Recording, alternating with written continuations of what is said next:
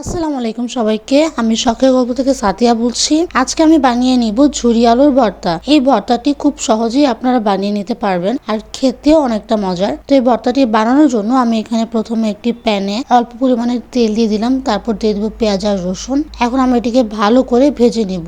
আমাদের কিন্তু এটিকে ভালো করে ভেজে নিতে হবে। তো আমার এখানে ভালো করে ভাজা হয়ে গিয়েছে। আমি এখন দিয়ে দিব আলু কুচি। আলুটিকে কিন্তু আমাদের ভালো করে কুচি কুচি করে কেটে নিতে হবে। তো এখন আমি এটিকে ভালো করে মিশিয়ে নিব।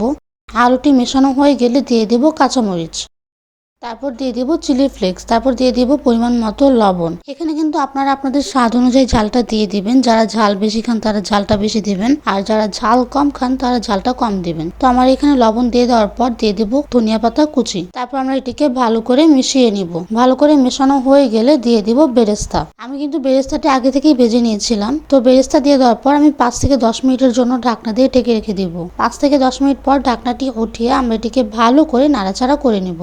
আমাদের খেয়াল রাখতে হবে এটি যেন পড়ে না যায়, তাই আমাদের চুলার ফ্লেমটিকে মিডিয়াম আঁচে রাখতে হবে। তো এই তো আমার ভালো করে ভাজা হয়ে গিয়েছে।